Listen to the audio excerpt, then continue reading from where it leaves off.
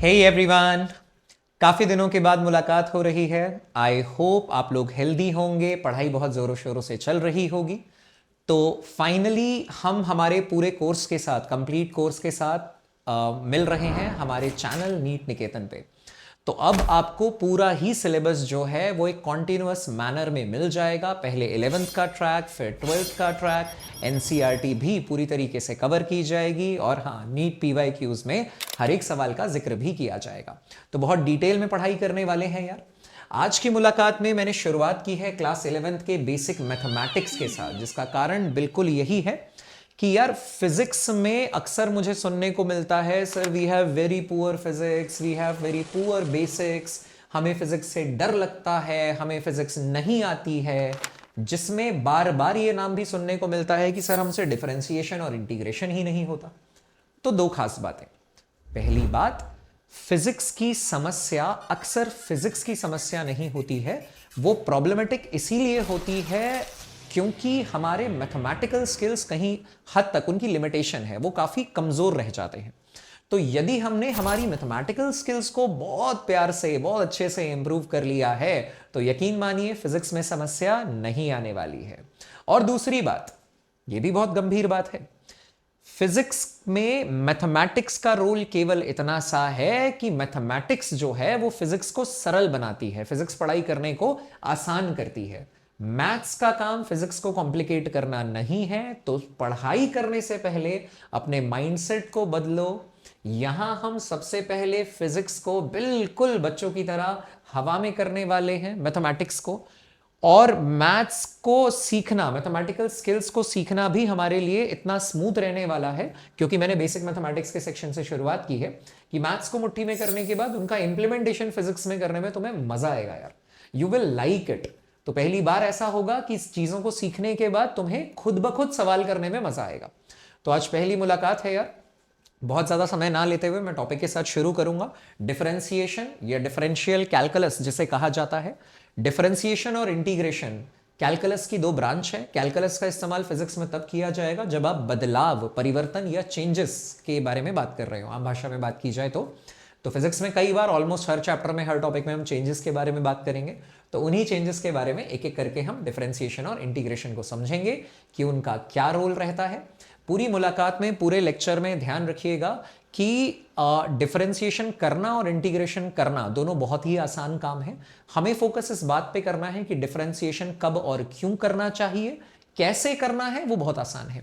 Similarly integration में focus इस बात पे ज्यादा रखना, जो एक दो लेक्चर के बाद पढ़ेंगे, कि इंटीग्रेशन कब और क्यों करना चाहिए, कैसे करना है, वो काम आप लोगों के लिए बहुत आसान रहने वाला है। ऑलराइट, तो चलिए बहुत जल्दी शुरू करते हैं हमारे कैलकुलस के सेशन के साथ, बेसिक मैथमेटिक्स के साथ। सो चलिए अब शुरू करते हैं डिफरेंशियल कैलकुलस यानी कि डिफरेंशिएशन की जर्नी के साथ। पहले हमारे लिए यह समझना जरूरी है कि डिफरेंशिएशन करना क्यों है, डिफरेंशिएशन दिखता कैसा है, या अगर एग्जामिनर डिफरेंशिएशन की कंडीशन की फॉर्म में कोई सिचुएशन हमें देगा, कोई एक्सप्रेशन हमें देगा, तो क्या हम उसे पहचान पाएंगे। मेरी बात ध्यान रखिएगा, डिफरेंशिएशन और इंटीग्रेशन में समस्या ये नहीं है कि डिफरेंशिएशन और इंटीग्रेशन किया कैसे जाता है। डिफरेंशिएशन करना बेहद आसान है, इंटीग्रेशन करना भी बहुत आसान है। कुछ रूल्स है, कुछ फॉर्मूले हैं, हमेशा की तरह हम हमारी मैथ्स जैसे पढ़ते हैं वैसे भी यहाँ फिजिक्स में भी बेसिक मैथ्स में वही करना है। मुद्दे की बात यह है कि हमारी मैथ्स हमारी फिजिक्स को आसान बनाने का एक जरिया है, यही माइंडसेट रखना है। तो इसी माइंडसेट के साथ आपको कभी भी अपने किसी भी मैथमेटिकल पार्ट को अपनी फिजिक्स पे हावी नहीं होने देना है। Physics is very easy. और मैथ्स में अगर कुछ बच्चों को समस्या आती भी हो तो डरने का नहीं, घबराना नहीं है, मैं हूं आपके साथ, साथ साथ में हम बहुत कुछ सीख जाएंगे। ओके, तो मुद्दा यह है कि डिफरेंशिएशन कब करना चाहिए, मुद्दा यह है कि कैसे पता चलेगा कि इस सवाल में हमें डिफरेंशिएशन करने की आवश्यकता है, डिफरेंशिएशन दिखता कैसा है, पहले उस पर एम्फसाइज करते हैं। And very soon we are going to start with how to do the differentiation, उसके बारे में साथ में बात करेंगे। ठीक है, तो पहले बात करते हैं डिफरेंशिएशन दिखता कैसा है। आमतौर पे dy बाई dx यदि लिखा हो, dy बाई dx, तो इसे कहा जाता है, देखिए हम जानते हैं इस बात को कि चेंजेस को डील करने के दो तरीके हैं। डेल्टा से फिजिक्स में बड़े चेंज को डिनोट किया जाता है, बिग चेंज, और डी से फिजिक्स में छोटे चेंज को डिनोट किया जाएगा, स्मॉल चेंज। तो डेल्टा से बड़े चेंज को डिनोट किया जाएगा और डी से छोटे चेंज को डिनोट किया जाएगा। D Y by D X का मतलब हो गया छोटा change in Y variable with respect to X variable.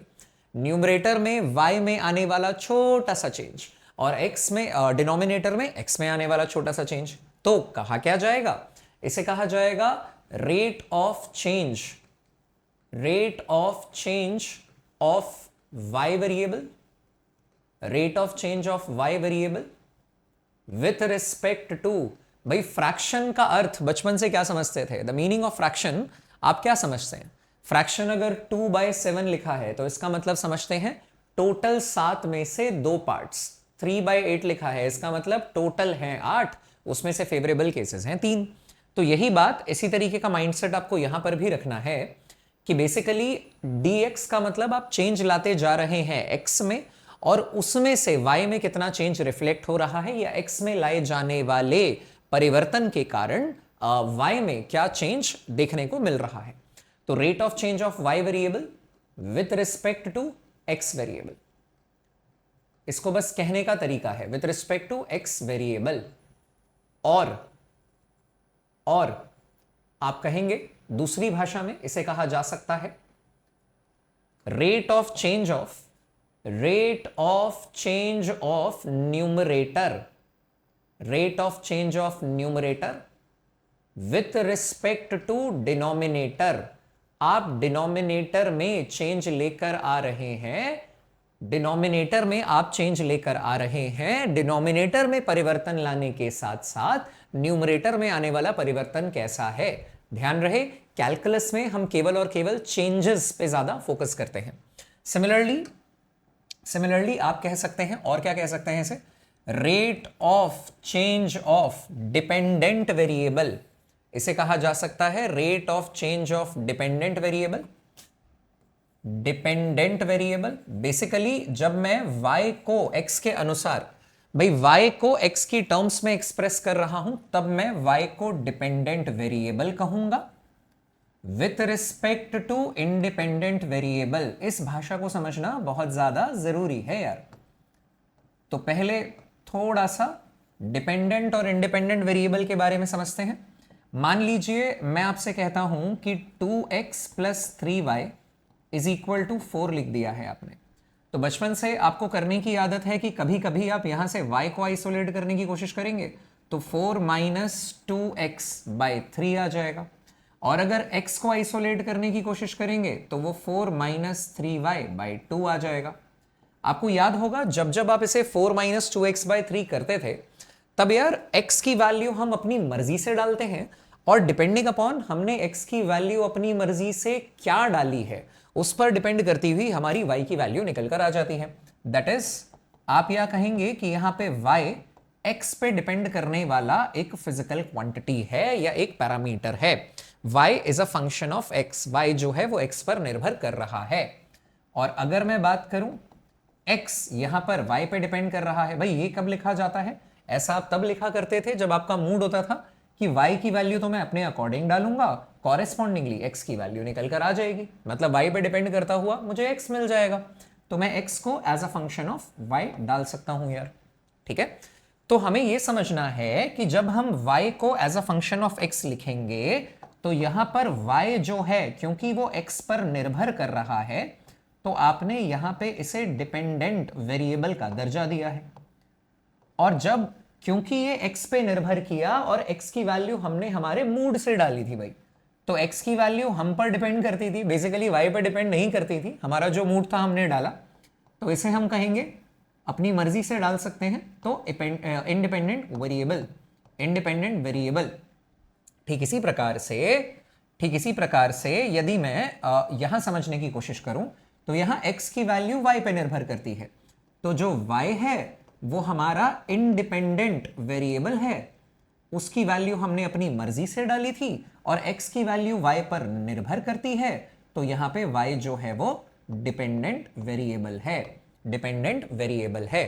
समझना ये बहुत ज्यादा जरूरी है, समझना ये बहुत ज्यादा जरूरी है कि डिफरेंशिएशन हो या इंटीग्रेशन हो हमेशा ही डिपेंडेंट का इंडिपेंडेंट के अनुसार होता है।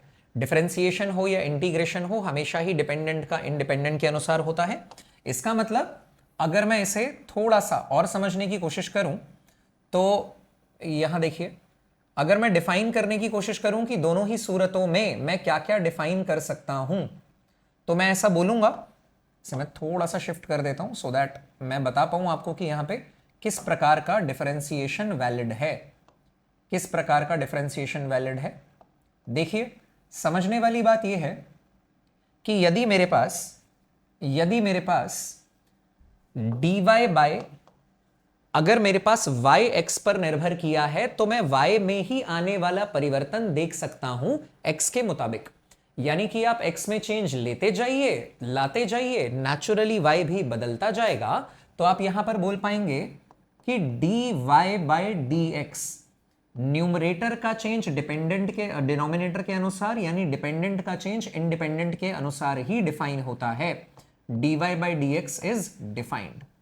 फिर से कहूंगा मैं ये बात, अगर आप कहना चाहते हैं कि x जो है वो y पे निर्भर किया, तो आप y में चेंज लेते आएंगे, x में चेंज ऑटोमेटिकली रिफ्लेक्ट होता जाएगा। यानी कि आप बोलेंगे यहां पे कि dx बाय dy जो है that is defined, dx by dy ही डिफाइन किया जा सकता है। ठीक है, एक बार फिर से मेरी बात को समझिएगा। हमने ये देखा कि अगर हमारे पास एक इक्वेशन है जिसमें x की वैल्यू y पे निर्भर करती है और y की वैल्यू x पे निर्भर करती है, मगर किस अनुसार आप उसे लिखते हैं। यदि आप x को y की टर्म में एक्सप्रेस करते हो तो x y पर निर्भर किया, यदि आप y को x की टर्म में एक्सप्रेस करते हो तो y x पे डिपेंड किया। हमेशा ही डिफरेंशिएशन या इंटीग्रेशन डिपेंडेंट का इंडिपेंडेंट के अनुसार होगा। इसका मतलब अगर मैं कोई चीज न्यूमरेटर में लिखता हूं तो उसे नेचुरली डिपेंडेंट करना होना चाहिए, उसे डिपेंड करना चाहिए किस बात पे, डिनोमिनेटर पे। तो डिनोमिनेटर में कौन सा वेरिएबल आएगा हमेशा, डिनोमिनेटर में हमेशा ही इंडिपेंडेंट वेरिएबल आएगा। मुझे लगता है आपको ये लैंग्वेज क्लियर हो गई होगी। भाई डिफरेंशिएशन में इस बात को समझना बहुत ज्यादा जरूरी है, क्योंकि जो ट्रिकी सवाल बनेंगे वो डिपेंडेंसी के अनुसार ही बनेंगे। ठीक है, जब क्वेश्चंस हम शुरू करेंगे तब मैं आपको ये सारी बातें याद दिलाता जाऊंगा। अभी तो बात जीरो लेवल से, बेसिक से, या आप यूं कहें कि फंडामेंटल्स को जो है हम डेवलप कर रहे हैं। ठीक है, तो एक ये भाषा यूज की जा सकती है, या ये लैंग्वेज यूज किया जा सकता है, या इसको कहा जा सकता है, या इसे यहां कहा जा सकता है derivative of y with respect to x। इसे कहा जा सकता है derivative of y with respect to, किसके अनुसार, विथ रिस्पेक्ट टू x। या इसे कहा जा सकता है differentiation of y with respect to x, differentiation of y with respect to x। तो आप डेरिवेटिव लें, डिफरेंशिएशन करें, rate of change of denominator और न्यूमरेटर का विथ रिस्पेक्ट टू डिनोमिनेटर देखें, rate of change of y with respect to x देखें, या rate of change of dependent variable with respect to independent देखें, बात बराबर है। ये सारी लैंग्वेजेस हम यूज करते हैं जब हम डिफरेंशिएशन को याद करते हैं। जब हम डिफरेंशिएशन को याद करते हैं, इन सभी लैंग्वेजेस का ठीक तरीके से इस्तेमाल किया जाएगा।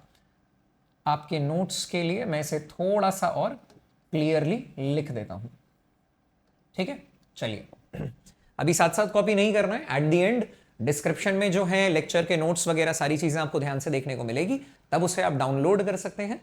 वहां से आप जब ऑटोमेटिकली नोट्स को कॉपी कर रहे होगे तो वो आपके लिए रिवाइज भी पूरा लेक्चर हो चुका होगा। किसी भी पॉइंट पे कहीं भी कोई समस्या निकले लगे यार, तो ओपन करना लेक्चर को और वहीं से वीडियो को देखना शुरू कर देना। ये लेक्चर जो है यार, मैं इस देश में पढ़ने वाले सभी बच्चों जिन को मदद की ज़रूरत है, इस इंटेंशन से बना रहा हूं कि उन सभी बच्चों को मदद मिले। तो आप लोग भी अपने फ्रेंड्स को और बाकी लोगों तक इस लेक्चर को शेयर कर सकते हैं। और क्योंकि मैं सभी बच्चों को समझाने के इंटेंट से बना रहा हूं, लेक्चर की स्पीड में थोड़ी सी स्लो रखूंगा। अगर आप में से किसी को लगे कि आप बहुत स्मार्टली इन चीज़ों को पढ़ चुके हैं और पहले से जानते हैं, तो अकॉर्डिंगली आप लेक्चर की स्पीड को एडजस्ट करके फिर पूरा का पूरा लेक्चर देख सकते हैं। पर मेरा सजेशन ये रहेगा, किसी भी चीज़ को छोड़ना मत, सुन लेना। कई बार 90% चीज़ें हमें टॉपिक से रिलेटेड आती हैं, तो हमेशा मेरा सजेशन सभी स्टूडेंट्स को रहता है कि कभी भी लेक्चर को उन 90% चीज़ों के लिए नहीं सुनना चाहिए जो वो आपको आती हैं। सुनिए उसे, बट हमेशा मन में रखिए कि आज हो सकता है इस टॉपिक का 10% जो मुझे नहीं आता है वो भी मुझे सीखने को मिले। तो हमेशा इस इंटेंशन के साथ अगर लेक्चर को सोचने समझने की कोशिश करेंगे तो डेफिनेटली यार हम हमेशा ग्रो करते जाएंगे। तो ये तो एक एस्पेक्ट हो गया कि डिफरेंशिएशन को लिखना कैसे है, उसे कब किस तरीके से बयां किया जा सकता है।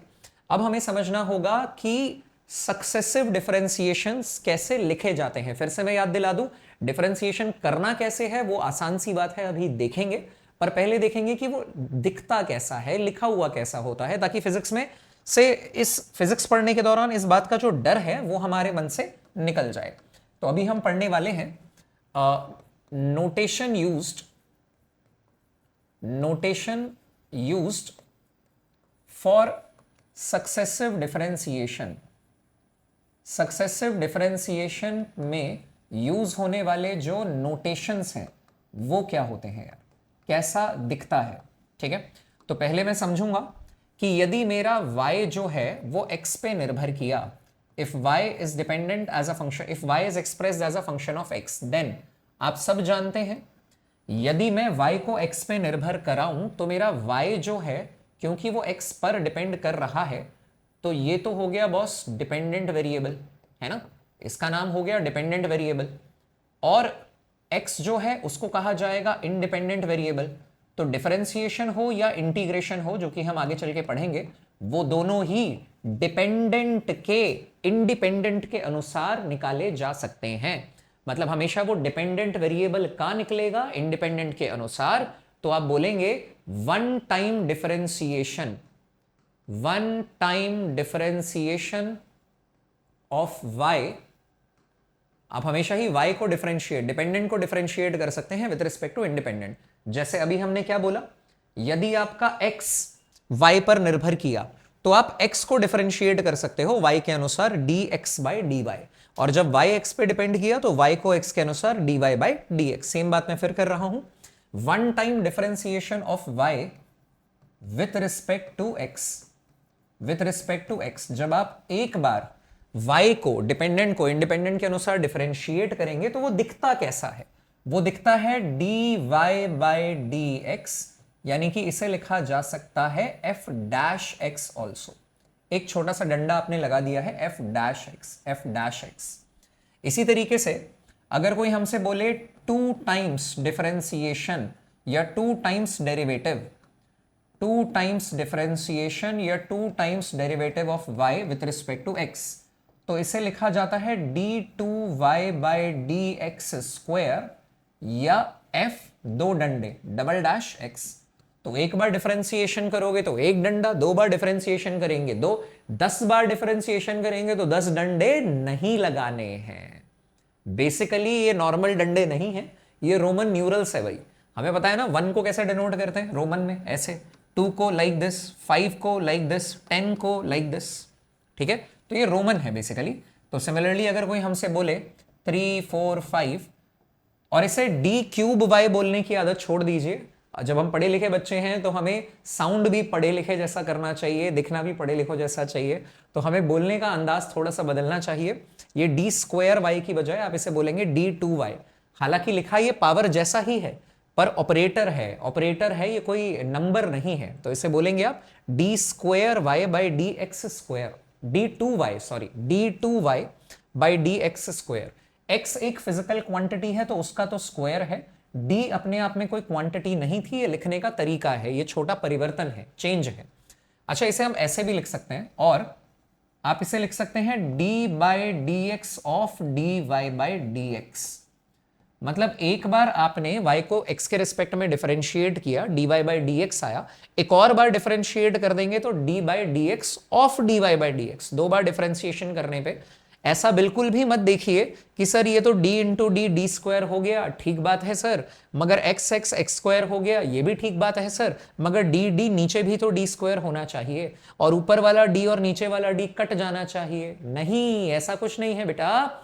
डी एक नंबर नहीं है, डी कोई क्वांटिटी नहीं है, डी तो परिवर्तन को रिप्रेजेंट कर रहा है, चेंज को रिप्रेजेंट कर रहा है, तो उसे काटना नहीं है, वो ऑपरेटर है, ऑपरेटर है। जैसे √3/√2 में रूट और रूट को काटते थोड़ी हो, इसको बोलते हो √3/2, है ना। तो इसका मतलब है कि ऐसी कोई हरकत नहीं करनी है। ठीक, तो वापस आ जाते हैं। सिमिलरली अगर कोई हमसे पूछे कि 5 times differentiation of y with respect to x, of y with respect to x, तो इसे लिखेंगे कैसे? इसे लिखेंगे कैसे? आप बोलेंगे d5y by dx⁵, d5y by dx⁵, या इसे रोमन में लिखना चाहें तो fx, मतलब f of x, function x पे निर्भर करता है, मगर क्योंकि आपने उसे डिफरेंशिएट कर दिया है और 5 बार डिफरेंशिएट किया है, तो रोमन में लिखने का तरीका fvx, लाइक दिस, ऐसे लिखा जाएगा। मुझे लगता है बात समझ में आ गई होगी। अब मन में एक छोटी सी बात आ सकती है कि सर इतनी सारी बार डिफरेंशिएशन करने का क्या मतलब जरूरत भी पड़ती है क्या फिजिक्स में? तो यार जनरली फिजिक्स में 2 बार डिफरेंशिएशन में अपना काम बन जाता है। कुछ एग्जांपल्स देने की कोशिश करता हूं मैं। एग्जाम्पल के तौर पे सपोज कीजिए, एज एन एग्जाम्पल मैं बताता हूं application in motion, application in motion in kinematics.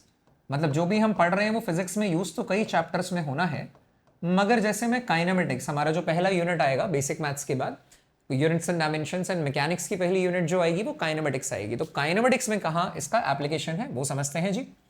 तो हम कहेंगे कि सपोज कीजिए मैं एक्स मोशन इन 1D के रूप में अगर मैं बताऊं आपको, तो एक्स वेक्टर को रिप्रेजेंट कर रहा हूं। यहां है मेरा पोजीशन वेक्टर, पोजीशन वेक्टर।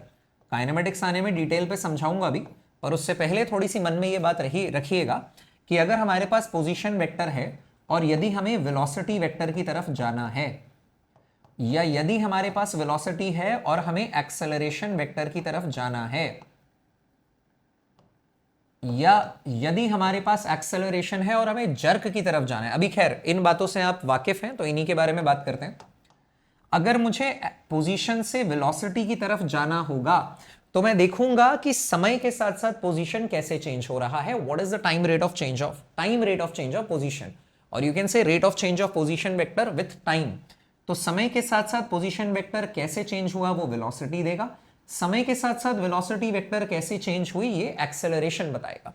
तो हम ये कहेंगे कि यदि हमें पोजीशन वेक्टर से वेलोसिटी वेक्टर की तरफ जाना है तो आप इस्तेमाल करेंगे डिफरेंशिएशन का, और यदि आप वेलोसिटी वेक्टर से एक्सेलरेशन की तरफ जा रहे हैं तो फिर से आप इस्तेमाल करेंगे डिफरेंशिएशन का।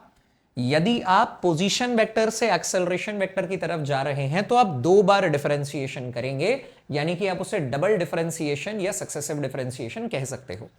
इसी तरीके से अगर हम वापस आएंगे तो जिस तरीके से एडिशन सब्ट्रैक्शन अपोजिट सेंस के प्रोसेसेस होते हैं, मल्टीप्लिकेशन डिवीजन अपोजिट सेंस के प्रोसेस होते हैं, स्क्वायर और स्क्वायर रूट भी अपोजिट सेंस के प्रोसेसेस होते हैं, ठीक इसी तरीके से डिफरेंशिएशन और इंटीग्रेशन भी अपोजिट सेंस के प्रोसेस होते हैं यार। मतलब अगर आपको एक्सेलरेशन से वेलोसिटी या वेलोसिटी से डिस्प्लेसमेंट या चेंज इन पोजीशन वेक्टर आना हो तो आप इस्तेमाल किसका कर सकते हैं? इंटीग्रेशन का।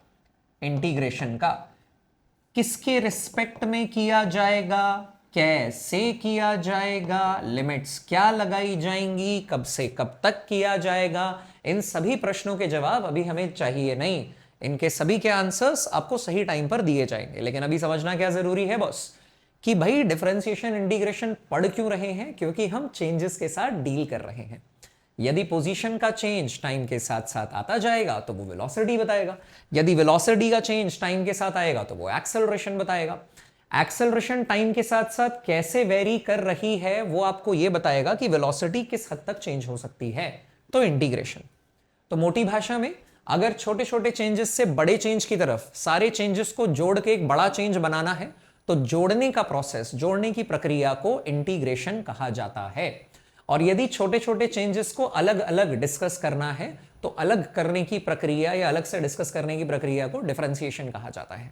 मुझे लगता है एक सेंस समझ में आ गया होगा कि भाई करना कैसे है। तो अभी तक हमने करना क्या है और कब है, कैसे करना है अभी मैं सिखाऊंगा। तो अभी तक हमने ये सीखा कि डिफरेंशिएशन कब किसके रिस्पेक्ट में किया जा सकता है, किसका किसके रिस्पेक्ट में किया जा सकता है भाई, डिपेंडेंट वेरिएबल का इंडिपेंडेंट वेरिएबल के रिस्पेक्ट में किया जा सकता है। फिर हमने देखा कि डिफरेंशिएशन दिखता कैसा है, कैसे क्या उसकी नोटेशन है, कैसे उसे दर्शाया जाता है, वो बात हमने समझी। फिर हम बात कर रहे हैं काइनेमेटिक्स में एप्लीकेशन की यार, तो पोजीशन वेक्टर, वेलोसिटी वेक्टर और एक्सेलरेशन वेक्टर में हमें ये बात समझ में आनी चाहिए कि कब डिफरेंशिएशन की जरूरत पड़ेगी, कब इंटीग्रेशन की। ठीक इसी तरीके से कौन से चैप्टर में कौन से फॉर्मूले में डिफरेंशिएशन लगेगा और कौन से फॉर्मूले में इंटीग्रेशन लगेगा, ये यार वक्त के साथ साथ चैप्टर बाय चैप्टर ही पढ़ा और समझा जा सकता है। ठीक, थोड़ा सा डिस्कशन को आगे बढ़ाते हैं और अब बात करते हैं कि डिफरेंशिएशन करना कैसे है, करना कैसे है। तो पहले मैं जनरल फॉर्मूला थोड़ा सा समझा देता हूं आपको, फिर रूल्स के बारे में बात करेंगे। जनरल फॉर्मूले, जनरल फॉर्मूला ऑफ डिफरेंशिएशन क्या होगा एंड 4 रूल्स ऑफ डिफरेंशिएशन क्या होंगे। 4 rules of differentiation, 4 rules of differentiation. पहले मैं एक बार रूल्स ही बोल देता हूं, फिर मैं आपको जनरल फॉर्मूले बताऊंगा, फिर हम लोग थोड़ा सा समय लेंगे उन जनरल फॉर्मूले को याद करने की, लेक्चर को पॉज करेंगे, जनरल फॉर्मूले को याद करेंगे और फिर हम फॉलोड बाय सम एग्जांपल्स देखेंगे। ठीक, तो रूल्स ऑफ डिफरेंशिएशन क्या है भाई। पहला रूल, चार रूल है हमारे पास डिफरेंशिएशन के, 1 by 1 we will state all of them. तो अभी मैं बात कर रहा हूं फॉर एडिशन और सब्ट्रैक्शन। पहले मैं रूल ही बता दे रहा हूं आपको, फॉर एडिशन या सब्ट्रैक्शन। तो फॉर एडिशन या सब्ट्रैक्शन ये है कि यदि आपका फंक्शन y जो है वो 2 इंडिपेंडेंट फंक्शन से मिलकर बना है, fx plus minus gx, then इसका जो डिफरेंशिएशन होगा वो भी इंडिपेंडेंट होगा। मतलब dy बाई dx आपको करना क्या है, ऐड और सब्ट्रैक्ट होने वाले जितने भी टर्म्स हैं सबको इंडिविजुअली डिफरेंशिएट कर दीजिए और उनका डिफरेंशिएशन भी एक्सप्रेशन के मुताबिक ऐड या सब्ट्रैक्ट ही कर देना है। मतलब fx का डिफरेंशिएशन f डैश x आ जाएगा, gx का डिफरेंशिएशन g डैश x आएगा। यदि दोनों के बीच में पहले प्लस का साइन रहा करता था तो उनके डिफरेंशिएशन के बीच में भी प्लस साइन डाल देना, यदि माइनस साइन रहा करता था तो दोनों के बीच में भी माइनस साइन डाल देना। यह होगा उनका combined differentiation. So if a function y is expressed as an addition or subtraction of the 2 independent functions fx and gx, then the differentiation of the combination will also be the addition and subtraction of the differentiation of individual functions. यदि एक function y को fx, gx, hx की plus minus addition और subtraction की form में लिखा जाएगा तो इंडिपेंडेंट फंक्शंस के डिफरेंशिएशन या डेरिवेटिव का एडिशन और सब्ट्रैक्शन ही आपका कंप्लीट आंसर होगा। तो जो सवाल है वही जवाब में करना है, बस इंडिविजुअली डिफरेंशिएट कर देना है। बाकी की कहानी एग्जांपल्स के साथ समझेंगे। Number 2, for multiplication of 2 functions. For multiplication, ये बहुत सही है भाई, ये बहुत सही है। इफ, इसे समझते हैं ध्यान से, if y is given as a function of x and product of the fx and gx, यदि y जो है वो 2 चीजों के प्रोडक्ट से बना है, देन आपको एक एक करके इक्वालिटी में बिलीव करना है, एक एक करके सबको डिफरेंशिएट करना है। इनका जो कंबाइंड डेरिवेटिव होगा वो होगा पहले का डिफरेंशिएशन f डैश x दूसरा एज इट इज प्लस दूसरे का डिफरेंशिएशन g डैश x और पहला एज इट इज। ठीक है, आपकी कन्वीनियंस के लिए मैंने स्क्वायर ब्रैकेट में डाल दिया है डिफरेंशिएटेड टर्म्स को। डिफरेंशिएटेड जो टर्म्स ऑलरेडी डिफरेंशिएट हो चुके हैं उन्हें स्क्वायर ब्रैकेट में उठा के डाल दिया है यार। ठीक है, तो ये बात ध्यान रखनी है। सपोज कीजिए इसी तरीके से ये 3 फंक्शन से मिलकर बना होता, if my y is given by fx dot gx, rule अभी भी वही एप्लीकेबल होगा यार। अगर ये fx, gx, hx के बराबर है तो आप क्या करेंगे, वन टाइम एक बार में एक का differentiation, only one differentiation at a time. तो आप बोलेंगे यदि मुझे dy बाई डी एक्स निकालना होता तो पहले मैं लिखता केवल पहले वाले का डेरिवेटिव, किसी का भी ले लो यार, कोई फर्क नहीं पड़ता, एक का डेरिवेटिव बाकी दोनों एज इट इज, प्लस दूसरे का डेरिवेटिव जी डैश एक्स, पहला और तीसरा एज इट इज।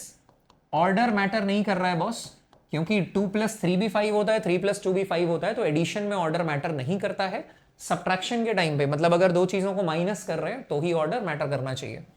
और यहां पे क्या होगा, तीसरे का डेरिवेटिव एच डैश एक्स, और पहला और दूसरा as it is by f x g x. मुझे लगता है बात समझ में आ गई होगी, है ना। तो हम क्या कह रहे हैं कि यदि हमें तीन चीजों का डिफरेंशिएशन साथ में निकालना है तो एक का डेरिवेटिव बाकी दोनों एज इट इज, प्लस दूसरे का डेरिवेटिव पहला तीसरा एज इट इज, प्लस इस तरीके से हम कर सकते हैं। यदि हमें बात करनी हो क्वेश्चन रूल की, फॉर डिवीजन इसको मैं बोलूंगा क्वेश्चन रूल। ओके, एक और रूल होता है चेन रूल, वो हम अगली स्लाइड पे पढ़ेंगे। चेन रूल एक ऐसा रूल है जिसमें मैक्सिमम स्टूडेंट्स कंफ्यूज होते हैं यार, मैक्सिमम स्टूडेंट्स आर कंफ्यूज्ड। तो हम ऐसा पढ़ेंगे चेन रूल को कि यार आप अपने सभी दोस्तों को पढ़ा भी पाएंगे, ठीक है। तो अपने को ओपिनियन क्या रखना है, अपने को टारगेट क्या रखना है कि आज सर के साथ चेन रूल इस तरीके से पढ़ना है, इस अंदाज में पढ़ना है कि बस दिल तक छू जाए, बात समझ में आ जाए। और क्योंकि आप जैसे सभी बच्चों को इसमें प्रॉब्लम आने वाली है, मतलब आपको नहीं आने वाली है, तो जितने भी बच्चों को, तुम्हारे जितने भी दोस्तों को इस टॉपिक में प्रॉब्लम आई, तो चेन रूल ऑफ डिफरेंशिएशन तो सबसे अच्छा पढ़ाना है तुमको, ठीक है, ध्यान रखना। चलो यहां बात करते हैं फॉर डिवीजन या क्वेश्चन रूल की। अगर मैं बात करूं तो रूल ये कहता है यहां पर कि यदि हमारा y जो है वो fx बाय gx है, fx बाय gx है, then in that case, okay just a moment, then in that case अगर ये डिवीजन से दिया जा रहा है तो इसके बाद क्या करना है, f डैश x जो है dy बाय dx जो है ये कैसे दिया जाएगा, that will be equal to, भाई डिनोमिनेटर में डिनोमिनेटर का स्क्वायर, डिनोमिनेटर में डिनोमिनेटर का स्क्वायर यानी gx का स्क्वायर। और टेंशन नहीं लेनी है, एक एक करके सभी के ढेर सारे एग्जांपल्स करेंगे, मगर सबसे पहले चेन रूल ही पढ़ेंगे, ठीक है। तो पहले ध्यान रखो, अगर ये न्यूमरेटर बाय डिनोमिनेटर इस तरीके से, इस अंदाज से दिया जा रहा है कि डिवीजन ऑफ टू फंक्शन है, तो dy बाय dx निकालने के दौरान डिनोमिनेटर में केवल कर देना है स्क्वायर, कोई डिफरेंशिएशन नहीं, कुछ नहीं, डिनोमिनेटर में केवल कर देना है स्क्वायर। अगर हम न्यूमरेटर की बात करें तो न्यूमरेटर में आएगा न्यूमरेटर का derivative denominator as it is. ध्यान दीजिएगा मैंने डैश एक्स लिखा है, डैश का मतलब क्या हो गया, एक बार डिफरेंशिएट कर दिया। न्यूमरेटर का derivative denominator as it is minus denominator का derivative numerator as it is, ठीक है जी। न्यूमरेटर का derivative denominator as it is minus denominator का derivative numerator as it is. इस तरीके से हमने पूरा का पूरा फंक्शन जो है वो लिख दिया है। मुझे लगता है बात समझ में आ गई होगी। तो अल्टीमेटली एडिशन सब्ट्रैक्शन में इंडिविजुअल फंक्शंस का डिफरेंशिएशन करना है, मल्टीप्लिकेशन में one function at a time, एक का डेरिवेटिव बाकी एज इट इज प्लस दूसरे का डेरिवेटिव बाकी एज इट इज, इस अंदाज में। क्वेश्चन रूल में थोड़ा सा ध्यान रखना पड़ सकता है, डिनोमिनेटर में डिनोमिनेटर का स्क्वायर, न्यूमरेटर में न्यूमरेटर का derivative denominator as it is minus denominator का derivative numerator as it is. मेरी शब्दों को ध्यान रखना, डिनोमिनेटर में डिनोमिनेटर का स्क्वायर, न्यूमरेटर में न्यूमरेटर का derivative denominator as it is minus denominator का derivative numerator as it is. मेरी बात तुम्हारे मन में गूंजनी चाहिए सवाल करते दौरान, ठीक है, इसीलिए सुनना है तो रिमाइंड करके दोबारा सुन लो, मगर मेरी बात मन में चलनी चाहिए। चलिए आगे बात करते हैं। अब बात करते हैं जनरल फॉर्मूले की। इन फॉर्मूलों के आधार पर ही हम अपने डिस्कशन को आगे बढ़ाने वाले हैं। यदि y as a function of x दिया हो, देन उसका dy बाय dx क्या होगा वो हम लिखने वाले हैं। पहला फॉर्मूला, सबसे छोटा सा क्यूट सा पहला फॉर्मूला, ध्यान रहे तुम फॉर्मूले को अपनी फोटोग्राफिक मेमोरी का इस्तेमाल करके देख के ध्यान से अभी के अभी याद कर लेना, और उसके बाद एक एक करके अगले 10 मिनट के बाद, अगले 5-7-10 मिनट में तुम इसे याद कर लोगे तो उसके बाद खटाक से हम फिर सवालों की तरफ बढ़ जाएंगे यार। और आज क्लोज कर देंगे इस मामले को कि डिफरेंशिएशन करना कैसे होता है। बहुत आसान है, तुम्हें पहले सेशन में ही सीखने को मिलेगा। फिर कल क्या करेंगे सर? कल भी डिफरेंशिएशन के सवाल करेंगे, मगर कल करेंगे डिफरेंशिएशन फिजिक्स में कैसे पूछी जाती है वो वाले सवाल। आज क्या कर रहे हैं कि डिफरेंशिएशन मैथमेटिकली कैसे किया जाता है, फिर उसे फिजिक्स में भी तो इंप्लीमेंट करना है ना यार। तो पहला आपको दिया जाएगा y अगर x की पावर n है, जैसे x स्क्वायर, x क्यूब, कुछ ऐसा हो, तो उसका डिफरेंशिएशन कैसे किया जाता है? पावर मल्टीप्लाई कर दिया जाता है और एक्चुअल पावर एक रिड्यूस किया जाता है। पावर मल्टीप्लाई कर दिया जाता है और एक्चुअल पावर को रिड्यूस किया जाता है। n पावर मल्टीप्लाई हो गई और एक्चुअल पावर रिड्यूस हो गई। नंबर 2, यदि x की पावर में कुछ गया तो ये रूल लगा देंगे सर, लेकिन अगर किसी चीज की पावर में x गया, a to the power x, 2 to the power x, 5 to the power x, कुछ ऐसा, तब इसका डिफरेंशिएशन होगा a to the power x log a to the base e, या इसको आमतौर पे कहा जाता है, इसको आमतौर पे कहा जा सकता है a to the power x ln e, ln a natural log A, natural log A. अब ये सर नेचुरल लॉग क्या होता है? नेचुरल लॉग, लॉगरिथम यार हम कुछ दिनों के बाद पढ़ेंगे। नेचुरल लॉग, लॉगरिथम, लॉग का जो टॉपिक है वो बेसिक मैथ्स में ही, जैसे हम अभी डिफरेंशिएशन पढ़ रहे हैं वैसे लॉग भी पढ़ लेंगे। अभी बस आप ध्यान रखो कि लॉग ए लिखना है टू द बेस ई लिख के, या ln a लिखना है। इसकी वैल्यू क्या होती है सही वक्त पे सीखेंगे ना यार लॉग में, अभी बस फॉर्मूले ध्यान रखो। नंबर 3, अगर e की पावर x हो तो पिछले ही रूल के मुताबिक हम बोलेंगे कि ये e to the power x ln e होगा, मगर ln e की वैल्यू ना 1 होती है, ln e की वैल्यू 1 होती है, तो ये अल्टीमेटली e की पावर x ही हो जाएगा। तो e की पावर x का डिफरेंशिएशन भी e की पावर x होता है और e की पावर x का इंटीग्रेशन भी e की पावर x होता है। भाई अपोजिट प्रोसेसेस ही तो हैं, तो लेफ्ट से राइट जाने के दौरान अगर डिफरेंशिएशन की बात कर रहे हो भाई, तो राइट से लेफ्ट की दौरान इंटीग्रेशन की बात करोगे, अपोजिट प्रोसेसेस ही हैं। ठीक इसी तरीके से अगर आप बात करें log x to the base e और ln x, तो इसका डेरिवेटिव होता है 1/x। और इसी तरीके से अगर कोई चीज कांस्टेंट है, कांस्टेंट, सिमिलरली कुछ और फॉर्मूले की बात अगर करें तो कांस्टेंट, अगर हम बात कर रहे हैं कांस्टेंट की, तो भाई डिफरेंशिएशन का तो मतलब ही क्या होता है यार? डिफरेंशिएशन का मतलब है कि आप किसी एक फिजिकल क्वांटिटी का वेरिएशन देख रहे हैं किसी दूसरी क्वांटिटी के साथ, मगर कांस्टेंट का मतलब हो गया कि कोई वेरिएशन ही नहीं है।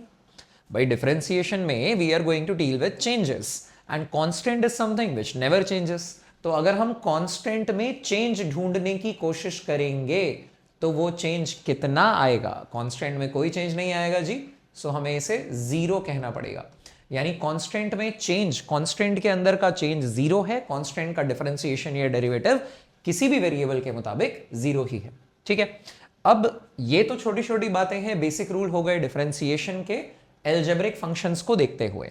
मगर फिजिक्स में कई बार वेव्स की इक्वेशन को लिखना, करंट की इक्वेशन को लिखना, वोल्टेज की इक्वेशन को लिखना, ये सब होता है ट्रिग्नोमेट्रिक फंक्शंस के रूप में। भाई वही अपने साइन थीटा और कॉस थीटा, तो हमें उनके भी डिफरेंशिएशन के फॉर्मूले पता होने चाहिए। तो अब बात करेंगे डिफरेंशिएशन के जो स्टैंडर्ड एक्सप्रेशन है ट्रिग्नोमेट्रिक फंक्शंस की, उनकी। तो शुरू में वही अपने बेसिक फंक्शन से करूंगा, साइन थीटा से। साइन थीटा, साइन एक्स का डिफरेंशिएशन, अगर y is equal to sine x है तो यहां थोड़ा सा एक डिफरेंट कलर ले लेते हैं so that you can distinguish, आप उसे क्लियरली देख पाएंगे। साइन एक्स का जो डिफरेंशिएशन है x के मुताबिक वो cos x आ जाएगा। इसी तरीके से cos x का जो डिफरेंशिएशन है ये क्यों है, देखिए मेरी बात ध्यान से समझिएगा। Sine x equal to cos x मैं नहीं बोल रहा हूं, मैं differentiation of sine x cos x बोल रहा हूं। साइन एक्स कॉस एक्स के बराबर थोड़ी होता है, साइन एक्स का डिफरेंशिएशन जो है वो कॉस ऑफ एक्स के बराबर होगा। इसी तरीके से कॉस एक्स या कोसाइन एक्स जो है इसका डिफरेंशिएशन अब हमें माइनस साइन एक्स देखने को मिलता है, माइनस साइन एक्स। इनफैक्ट अभी आप नोटिस करेंगे कि सी फैमिली जो है, जिनका भी नाम सी से शुरू होता है, कॉसेक या जिसे आप कोसिकेंट कहते हैं, कॉट या जिसे आपको टेंजेंट कहते हैं, कॉस जिसे आपको साइन कहते हैं, जितनी भी ट्रिग्नोमेट्री की सी फैमिलीज हैं इनका डेरिवेटिव नेगेटिव ही आएगा। चाहो तो इस बात को एज अ रूल याद भी रख सकते हो, ठीक है। वैसे तो बस पैटर्न है, देखना है। अब देखो भाई, न्यूटन बाबा भी देख रहे हैं, तो थोड़ा सा यहां शिफ्ट कर देते हैं।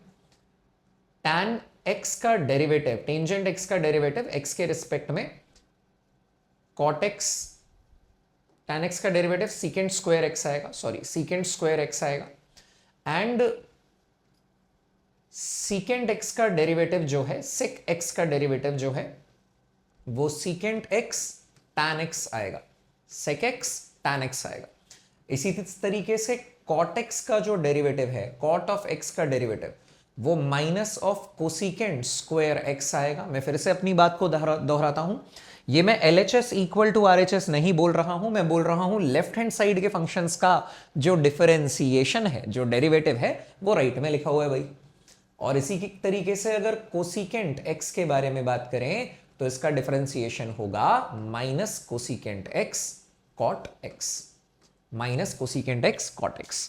तो आप नोटिस कर सकते हैं जितनी भी सी फैमिलीज ऑफ ट्रिग्नोमेट्री है, चाहे वो कॉस हो, कॉट हो या कोसिकेंट हो, कोसेक हो, सभी का जो डिफरेंशिएशन है वो नेगेटिव आता है भाई, ठीक है। तो मेरी एक्सपेक्टेशन है आपसे कि आप इन 11 डिफरेंशिएशन के फॉर्मूले को अब याद रखेंगे, और जैसे ही आप इसको याद कर लेंगे वैसे ही हम हमारी प्रैक्टिस के साथ शुरू हो जाएंगे। 11 बेसिक डिफरेंशिएशन के फॉर्मूले हैं, इसमें बस 2-4 चीजें हैं, जैसे e to the power x हो सकता है, आप पहली बार देख रहे हो तो इसे एक्सपोनेंशियल फंक्शन कहा जाता है। एक्सपोनेंशियल फंक्शन का डिफरेंशिएशन और इंटीग्रेशन दोनों ही e की पावर x ही रहता है। इसी तरीके से ln x जो नेचुरल लॉग या log x है, लॉग फंक्शन, log x का डेरिवेटिव 1/x है, मगर log फंक्शन के बारे में पूरी कहानी हम डिस्कस करेंगे एक सही टाइम पे। जैसे हमने आज डिफरेंशिएशन का टॉपिक लिया है, किसी और दिन हम बहुत जल्दी लॉगरिथम का टॉपिक भी लेने वाले हैं। तो पहले आपको ये फॉर्मूले याद करने हैं, स्क्रीनशॉट भी ले सकते हो, चलते फिरते जब भी ब्रेक ले रहे हो, लंच कर रहे हो तो उसको देखते जा सकते हो, ठीक है ना। आपकी फोटोग्राफिक मेमोरी आपको फॉर्मूले याद करने में काफ़ी सहूलियत महसूस कराएगी, और अकॉर्डिंगली हम प्रैक्टिस करेंगे तो प्रैक्टिस से भी याद हो जाएगा यार। और रूल्स, जैसा कि मैंने आपको बताया कि 4 रूल है डिफरेंशिएशन के, एक बार फिर से कह देता हूं।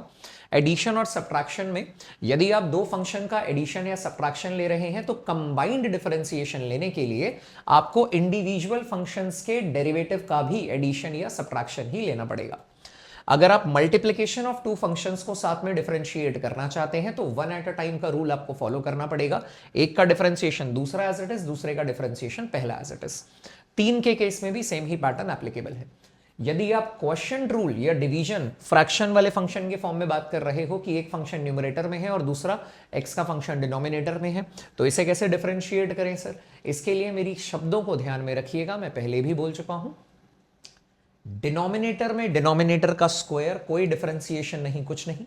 न्यूमरेटर में न्यूमरेटर का derivative denominator as it is minus denominator का derivative numerator as it is. आप देख सकते हैं, आपकी कन्वीनियंस के लिए मैंने थोड़ा सा फॉन्ट साइज को चेंज किया है और डिफरेंशिएटेड टर्म को स्क्वायर ब्रैकेट में डाला है।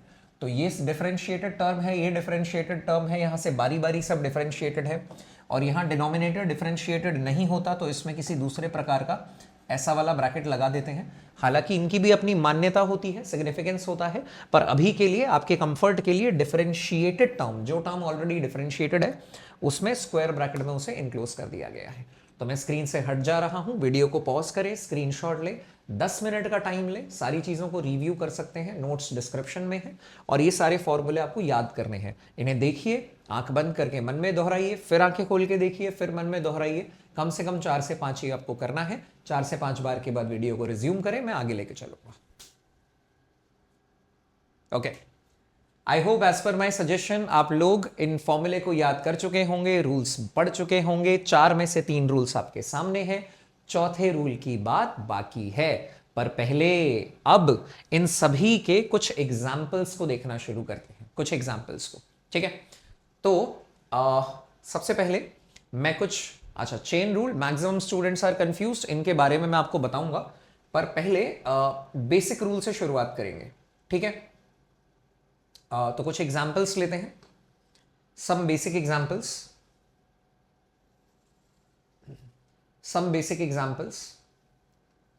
पहले मैं आपको एग्जाम्पल्स बता देता हूं, है ना। उसके बाद हम चेन रूल के साथ शुरुआत करेंगे। और मैंने आपको क्या बोला था, जनरली बच्चे इस रूल में कंफ्यूज होते हैं, पर अपने को तैयारी ऐसी करनी है कि अगर सर ने हमें सिखा दिया तो हम अपने सभी साथियों को सिखाने में सक्षम हो। भाई ज्ञान की बात है तो वो बढ़ाने से ही बढ़ता है, राइट।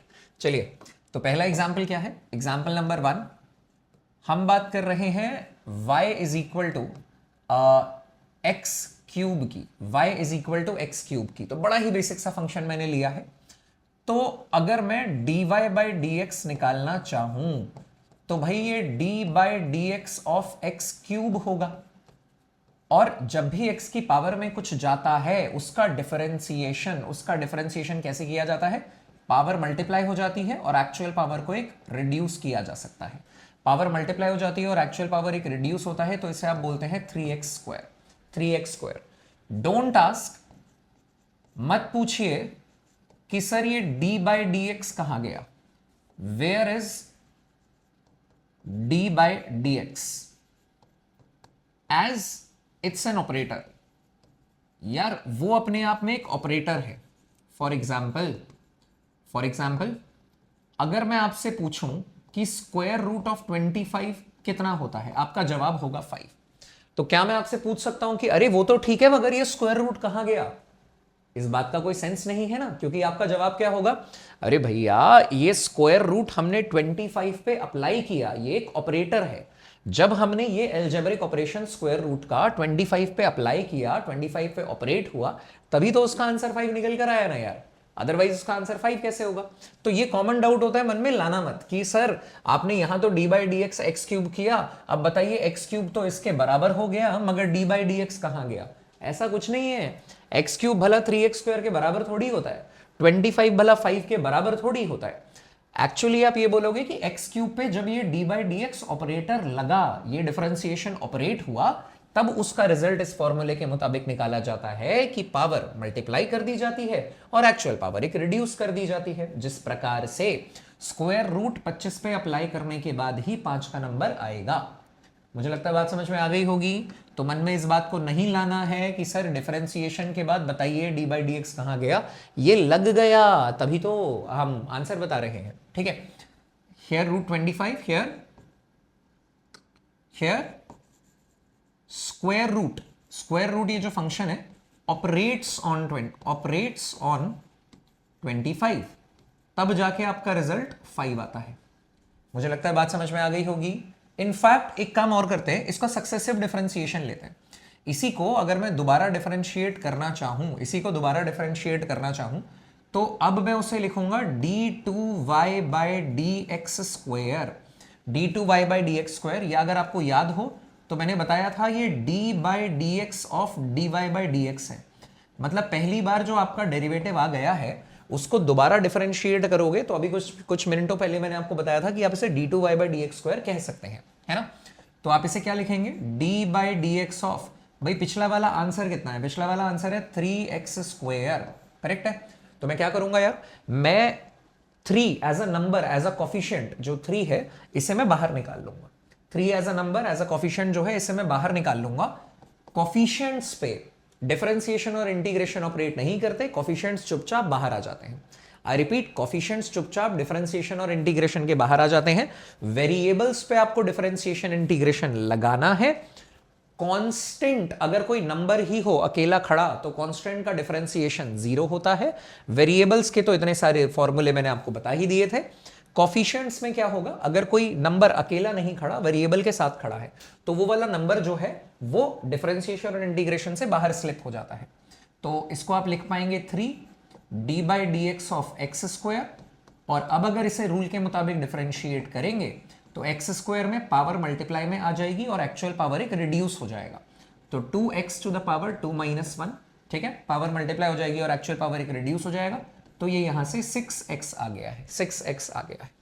ठीक इसी प्रकार से अगर आप एक स्टेप इसे और डिफरेंशिएट करना चाहें तो आप लिखेंगे d3y by d y cube, d x cube, d3y by D x cube, या इससे जस्ट पिछला जो आंसर था उसको दोबारा डिफरेंशिएट कर दो 6x। तो आप बोलेंगे सर ये जो 6 है ये चुपचाप बाहर निकल जाएगा और dx बाय dx को तो 1 कहा ही जा सकता है, ये तो दिख भी रहा है कि dx बाय dx 1 होगा। तो 6 अकेला नहीं खड़ा था, वेरिएबल के साथ खड़ा था, ऐसी चीजों को कोफिशिएंट बोलते हैं, right, you already know. So 6 you can take it out of the differentiation and integration both, dx dx cancel out हो जाएंगे और अल्टीमेटली इसका आंसर 6 आएगा। आप अभी भी नहीं रुके, आपका मन है सर हम तो एक स्टेप और आगे जाएंगे, तो चलो एक और बार डिफरेंशिएट करके देख लो, d4 by dy to the power 4। हालांकि इस एक्सटेंड तक कभी भी फिजिक्स में हम जाएंगे ही नहीं, ठीक है, फिर भी पहली बार एग्जांपल ले रहा हूं तो पूरा डिटेल में ले लेता हूं। तो d by D x of ये 6 ले लेते हैं, d by D x of 6। अब यार ये जो 6 है ना, ये अकेला खड़ा है, ये नंबर है, और हम सब जानते हैं कि नंबर तो क्या होते हैं भाई, कांस्टेंट है। All mathematical numbers are mathematical constants only ना। तो अपने आप d बाई डी एक्स क्या निकल कर आएगा, कांस्टेंट में कभी कोई चेंज ही नहीं होता सर। d ऑफ 6 का मतलब है आप 6 में आने वाला छोटा सा परिवर्तन ढूंढ रहे हो।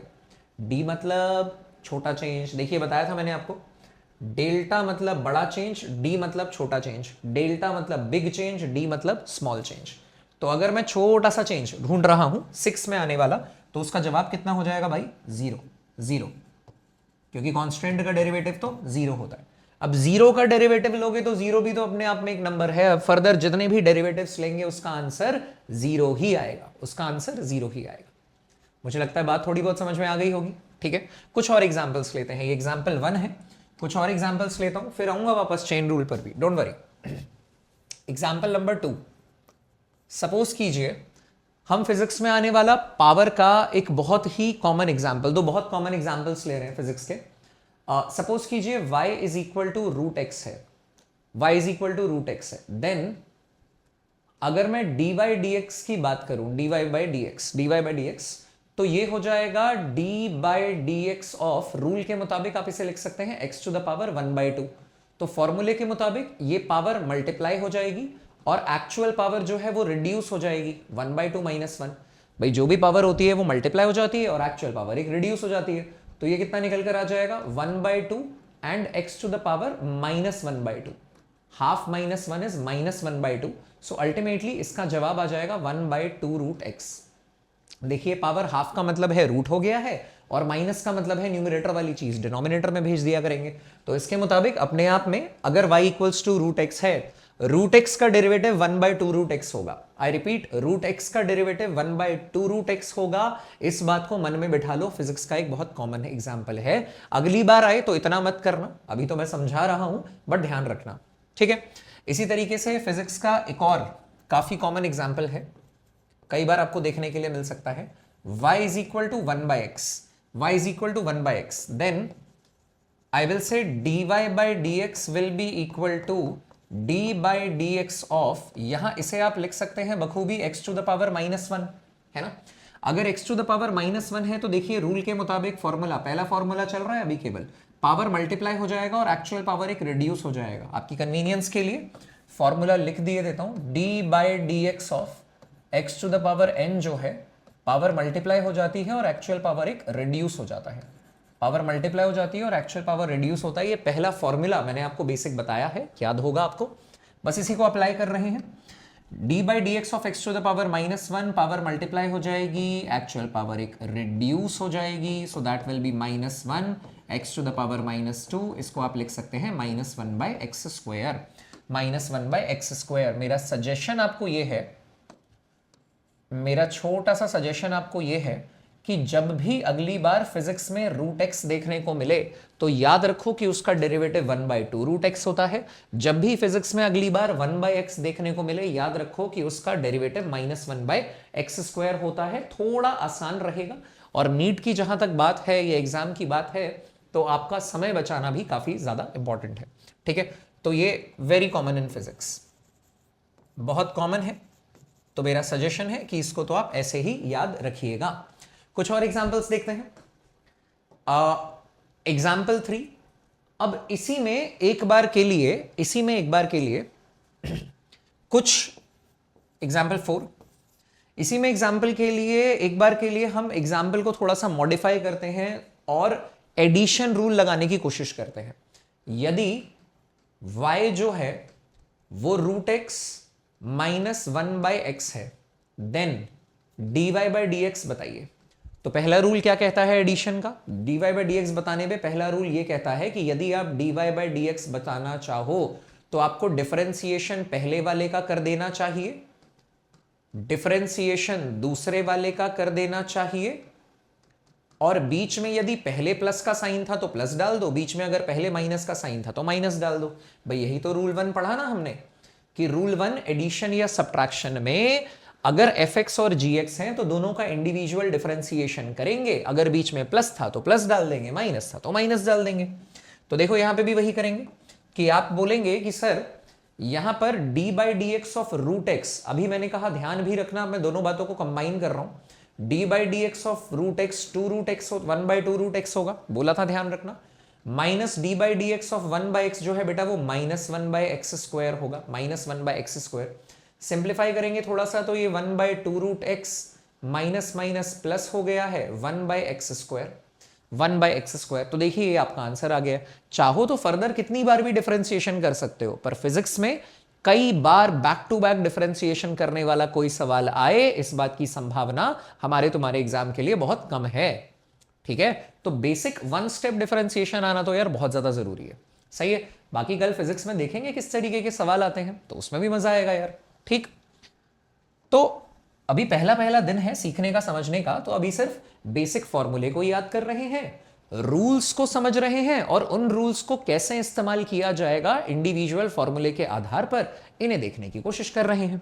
समझ जाइए, समझिए कि एक बार के लिए एग्जाम्पल नंबर 5 ले रहा हूं मैं। यहां पे हमसे कहा जाता है कि y जो है वो 5x cube minus 4 by x square plus sine x minus log x है। ठीक है, ये एक फंक्शन दिया है हमारा, बड़ा बेहतरीन सा। नहीं आएगा फिजिक्स में ऐसा, फिजिक्स में या तो एल्जेब्रिक सिंप्लीफाई आएगा या तो ये आएगा, पर कोई बात नहीं, जो एग्जाम में आएगा हम उससे एक कदम आगे सीखेंगे, because physics is very easy, है ना। सवाल करने से ही स्किल डेवलप होती है भाई। Then dy by D x मामला है बहुत आसान, स्टेप बाय स्टेप्स करो और ऐसा करो कि किसी दूसरे को सिखा भी पाओ।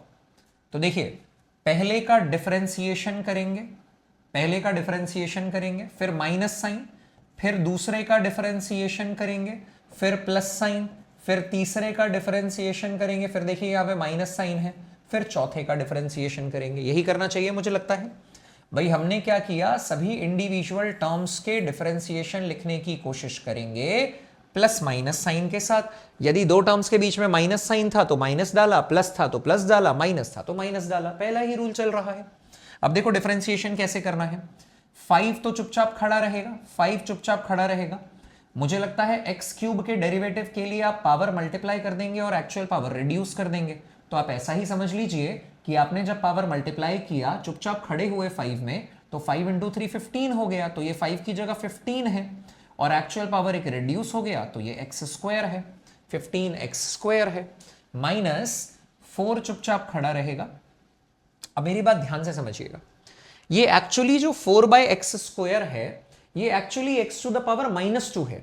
जैसे ये 1 बाई एक्स जो था ये एक्स की पावर -1 था ना यार, ठीक इसी तरीके से 1 बाई एक्स स्क्वायर एक्स की पावर -2 है। तो जब एक्स की पावर -2 है, -2 मल्टीप्लाई हो जाएगा और एक्चुअल पावर रिड्यूस करोगे बेटा, तो -2 को फर्दर रिड्यूस करोगे 1 यूनिट से तो वो एक्स की पावर -3 होगा। समझ में आया? पावर मल्टीप्लाई हो जाएगी और एक्चुअल पावर 1 रिड्यूस हो जाएगी।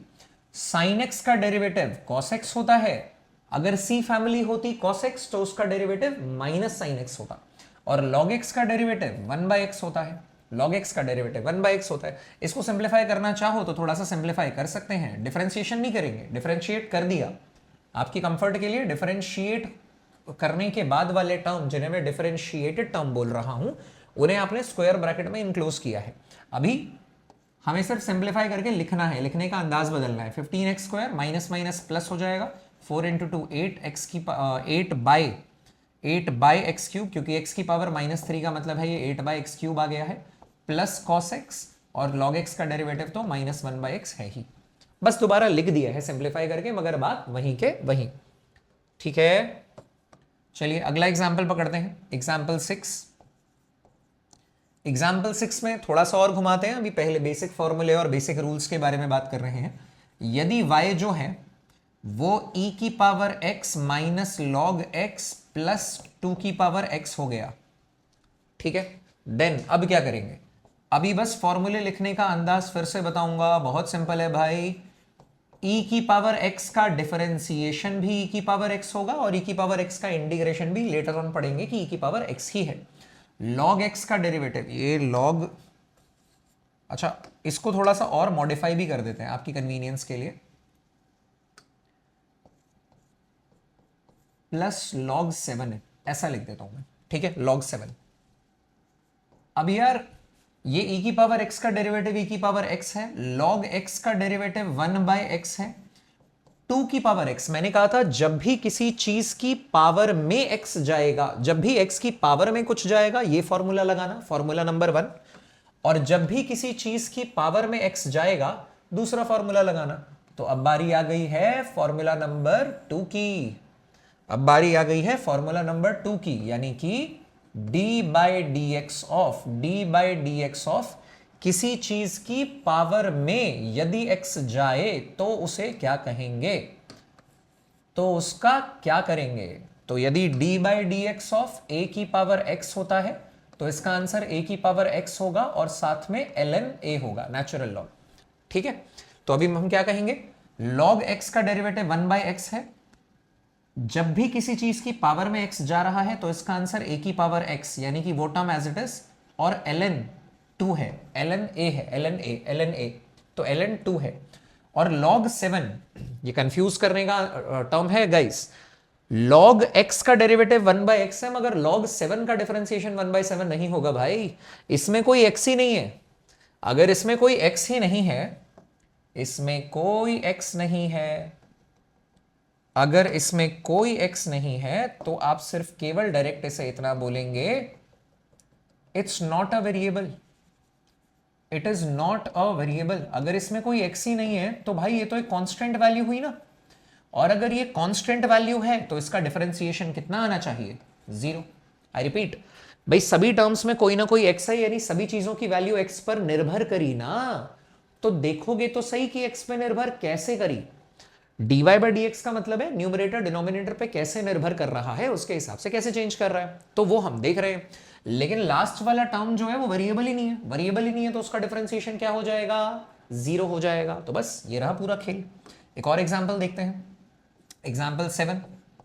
एग्जांपल 7, सपोज कीजिए यदि y जो है वो cos x, चलो इसको ना मैं अगले स्लाइड पे ले लेता हूं, थोड़ा सा लेवल बढ़ाऊंगा मैं, मुझे लगता है छोटी छोटी बातें हमें समझ में आई है। या एक सेकेंड ना, y is equal to cos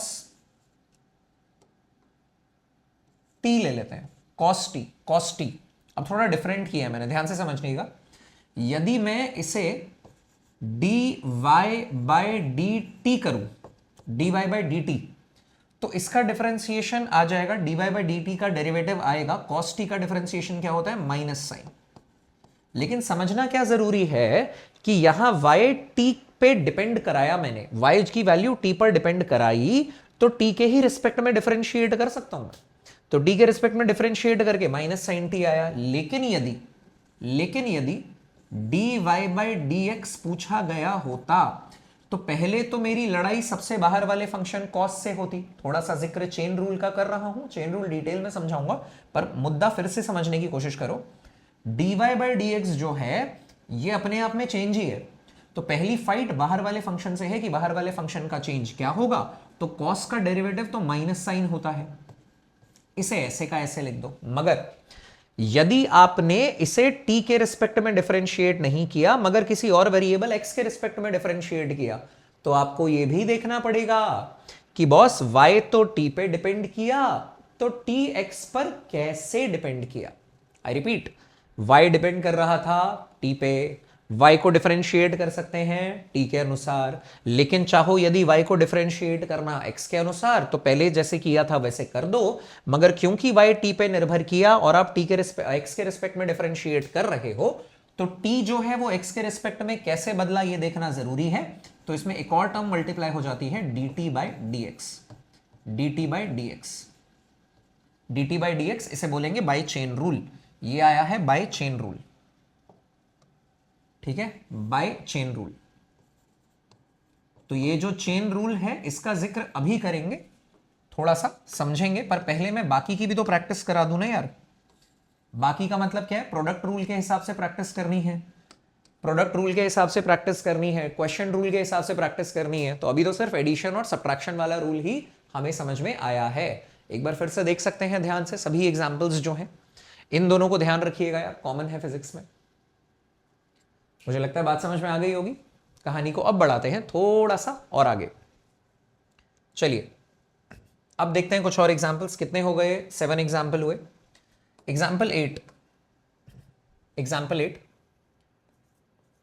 अब मैं बात करूंगा प्रोडक्ट की। प्रोडक्ट की हमें पता है ना, tan थीटा जो है, tan थीटा उसका डेरिवेटिव सेकेंड स्क्वायर थीटा होता है, ठीक। तो if y is, we already know, we know d by D x और d by d theta of tan theta, d by d theta of tan theta is secant square theta, हमें पता है, ये हमें पता है। And also tan theta will be equal to sine theta by cos theta.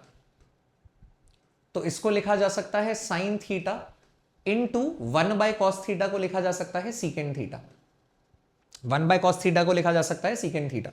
Physics में वैसे product rule और क्वेश्चन रूल थोड़े से कम इस्तेमाल होते हैं, पर फिर भी ना, क्योंकि मैंने इसे एक तरीके से प्रोडक्ट की फॉर्म में लिख दिया है, तो मैं प्रोडक्ट रूल ही, प्रोडक्ट ऑफ टू फंक्शंस की फॉर्म में लिख दिया है, तो मैं प्रोडक्ट रूल ही अप्लाई करने की कोशिश भी करूंगा, प्रोडक्ट रूल ही अप्लाई करने की कोशिश करूंगा। जैसे मैं यहां समझने की कोशिश करूंगा दैट हियर अगर मैं डिफरेंशिएशन चाहता हूं d by d theta of tan theta का, तो यार मुझे आंसर पता है, मुझे आंसर पता है कि वो सीकेंड स्क्वायर थीटा है और आना भी सीकेंड स्क्वायर थीटा चाहिए। तो मैं क्या निकालने की कोशिश कर रहा हूं, मैं वही क्वेश्चन का, उसी प्रश्न का वही उत्तर निकालने की कोशिश कर रहा हूं किसी दूसरे अंदाज से। Question will be same, answer will be same, but I want to learn how the product rule works by this, doing this. So d by d theta of tan theta can be written as d by d theta of sin theta secant theta, sin theta secant theta। Now क्या सिखाया है मैंने आपको, product rule में differentiation करने के दौरान किसी एक का डेरिवेटिव लिखते हैं, दूसरा एज इट इज, प्लस फिर दूसरे का डेरिवेटिव पहला एज इट इज, यही सिलसिला चलेगा। तो साइन का डेरिवेटिव लिखेंगे secant theta as it is, plus secant का डेरिवेटिव लिखेंगे sin theta as it is, sine theta and secant theta का डेरिवेटिव। तो मैं कहना यह चाह रहा हूं कि एक का डिफरेंशिएशन दूसरा एज इट इज, दूसरे का डिफरेंशिएशन पहला एज इट इज तो हम करेंगे, मगर आपकी कन्वीनियंस के लिए डिफरेंशिएटेड टर्म को मैंने प्रोडक्ट स्क्वायर ब्रैकेट में इनक्लोज करना है, ठीक है। मतलब ये डिफरेंशिएशन का आंसर है। तो साइन का डिफरेंशिएशन तो क्या आ जाएगा यहां पे, कॉस थीटा, और सीकेंड थीटा का डिफरेंशिएशन क्या आ जाएगा, secant theta tan theta, secant theta tan theta, like this. तो इसको थोड़ा सा सिंप्लीफाई कर लेते हैं भाई। So cos theta and secant theta को आप लिख सकते हो 1 bye cos theta, plus sign theta and secant theta को आप लिख सकते हो 1 bye cos theta, and tan theta को आप लिख सकते हो sign theta by cos theta. मुझे लगता है ये बात समझ में आ गई होगी। तो ultimately cos theta cancel out हो जाएगा, this is 1, plus sine theta 2 बार आ रहा है यानी साइन स्क्वायर थीटा, डिनोमिनेटर में cos थीटा 2 बार आ रहा है यानी cos square theta. Ultimately this is 1 plus tan square theta, और आप 10th क्लास से इस बात को जानते हैं कि 1 plus tan square theta secant square theta होता है। बट सर ये मेथड बहुत लंबा नहीं है क्या? अरे एग्जाम में थोड़ी करना है, एग्जाम में तो याद है ना कि d बाई डी थीटा किसके बराबर है, सीकेंड स्क्वायर थीटा के। वो याद नहीं करना है भाई। तो मतलब वो तो याद है, अपने को ऐसे सॉल्व नहीं करना। तो क्या करने की कोशिश कर रहे हैं, अभी सिर्फ प्रैक्टिस कर रहे हैं कि भाई अगर तो प्रोडक्ट रूल में ऐसा कुछ आएगा, कोई भी दो फंक्शन आएंगे इनकी बजाय, तो उनको कैसे सॉल्व करना है। रूल वही सिंपल सा है, एक का डिफरेंशिएशन दूसरा एज इट इज, दूसरे का डिफरेंशिएशन पहला एज इट इज, ठीक है। कुछ और एग्जांपल्स देखते हैं, शायद आप थोड़ा ज्यादा कंफर्टेबल फील करें। इसको मैं समझ चुका हूं, ठीक है। वैसे मैं बता रहा हूं कि प्रोडक्ट रूल वगैरह काफी कम आएंगे, पर आएंगे, सेफ साइड के लिए आ सकते हैं, ठीक है। तो कर लेते हैं अपन। एग्जाम्पल 9, यदि y जो है, यदि y हमें दिया गया हो e की power x ln x and क्या ले लें, साइन x ले लेते हैं, और यहां पे ना 8 भी लिख देते हैं सामने, हमारी मर्जी, हमारी मर्जी।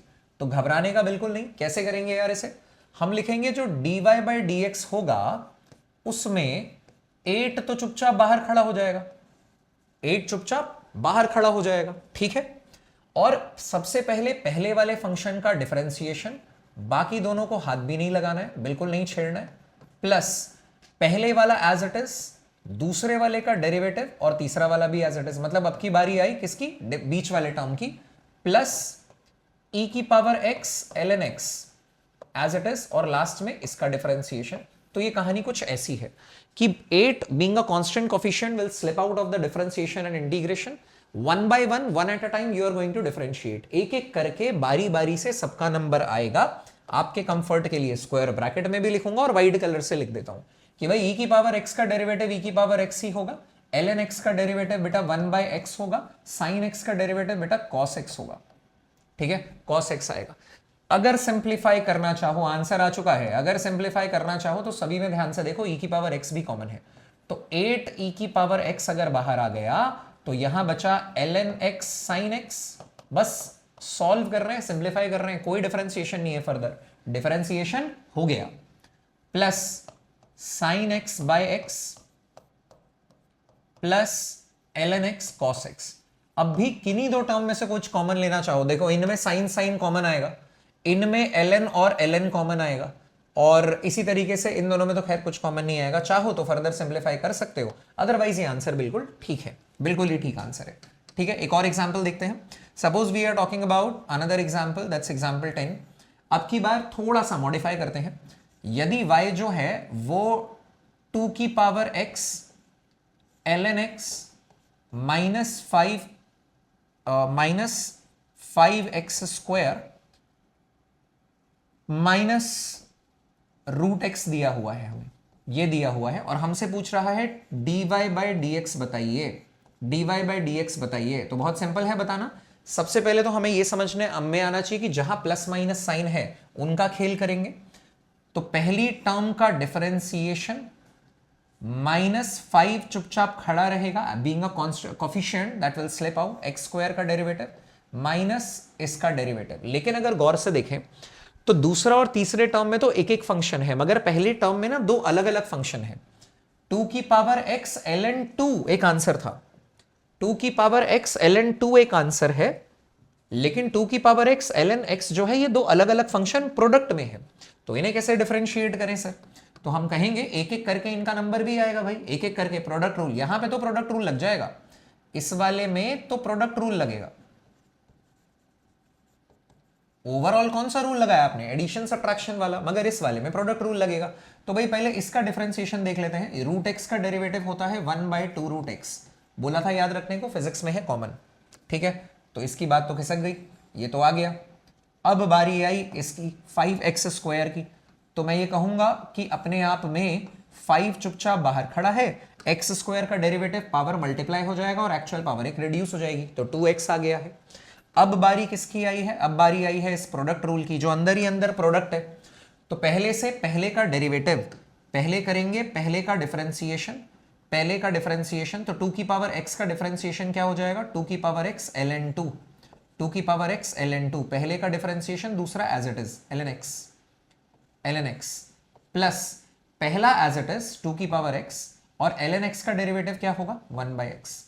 बात समझ में आ रही है? कुछ कुछ पहले का डिफरेंशिएशन, दूसरा एज इट इज, प्लस पहला एज इट इज और दूसरे का डिफरेंशिएशन।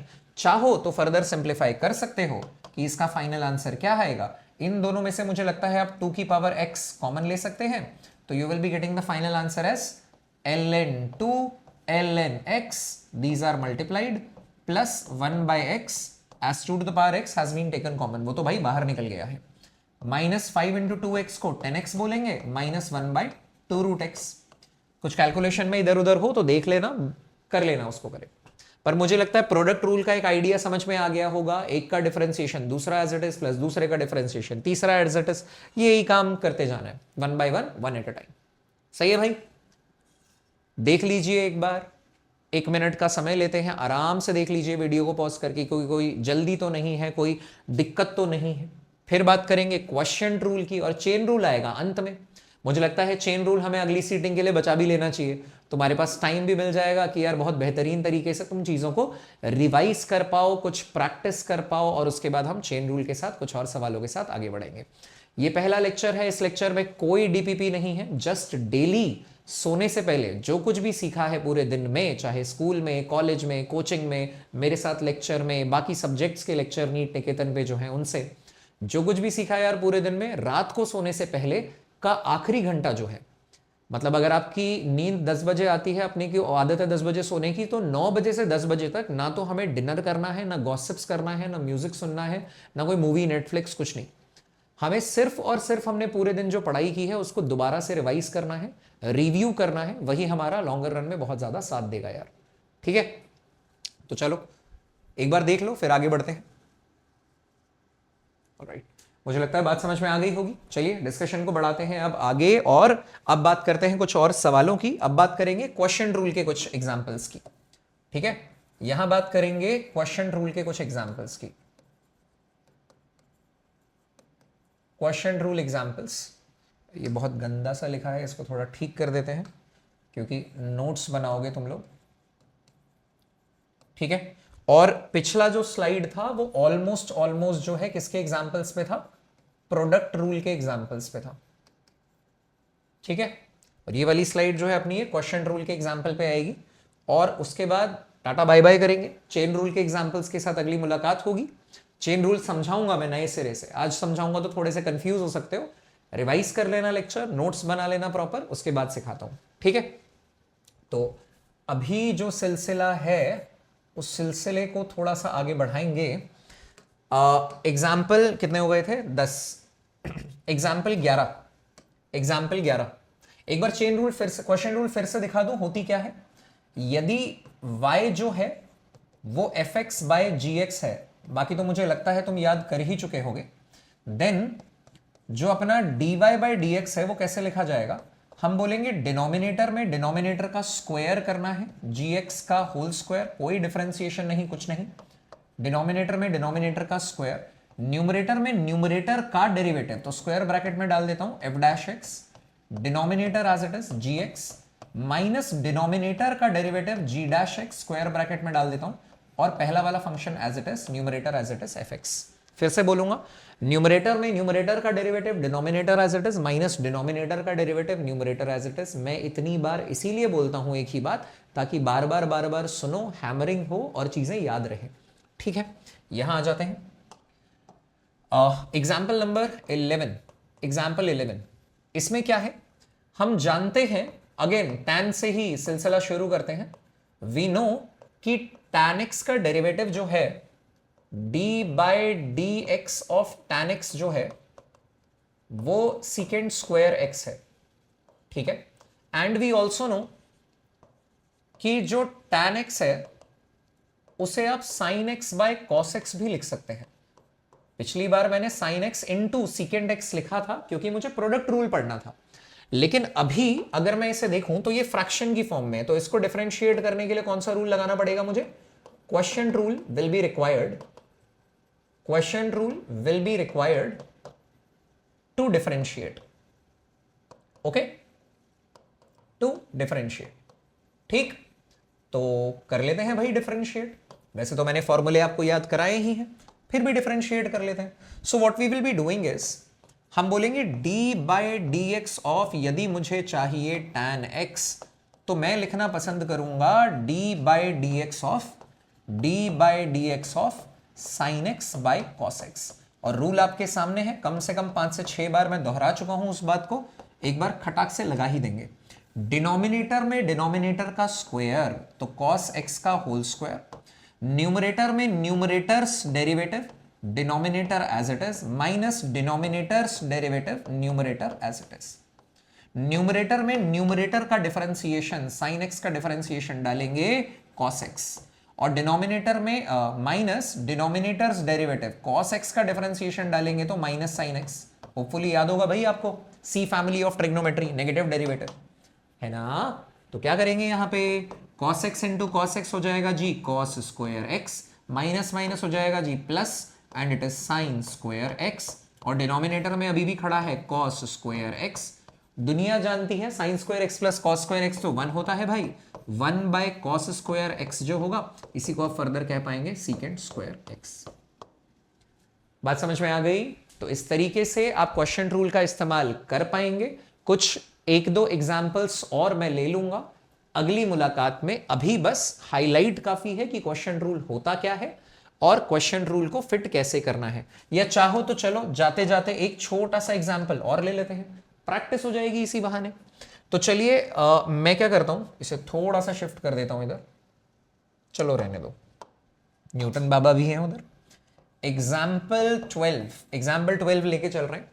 इसमें क्या है, यदि आपका y जो है ये दिया हुआ है e की power x plus log x, e की power x plus log x by sine x, ऐसा दिया है, ठीक है।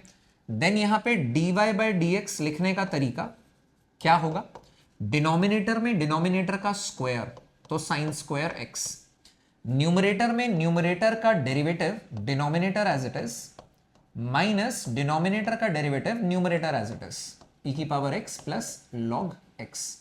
लॉग x लिखो, log x to the base e लिखो, ln x लिखो, अभी के लिए सेम बात है। तो यदि मैं न्यूमरेटर का डेरिवेटिव यहां डालने की कोशिश करूं तो e की पावर x का डेरिवेटिव e की पावर x आएगा। देखिए रूल, क्वेश्चन रूल लगा रहे हैं रूल 3, मगर उसी के अंतर्गत रूल 1 भी लग रहा है, एडिशन और सब्ट्रैक्शन वाला। Plus sine as it is, log x का डेरिवेटिव 1 बाय x होगा, ठीक है। Minus denominator as it is minus denominator's derivative, sine x का डेरिवेटिव cos x होता है भाई, साइन x का डेरिवेटिव cos x होगा, न्यूमरेटर विल बी ऐसे का ऐसे। फर्दर चाहो तो सिंप्लीफाई कर लो, अदरवाइज यही आपका आंसर है, डिपेंड करता है 4 ऑप्शंस में। मुझे लगता है बात समझ में आ गई होगी, है ना। तो आज की क्लास में हमने क्या क्या सीखा, सबसे पहले क्विक रिकैप लेंगे, तुम्हारा काम तो है ही रिवाइज करने का, मगर मैं भी रिवीजन जो है वो आपको दिए देता हूं।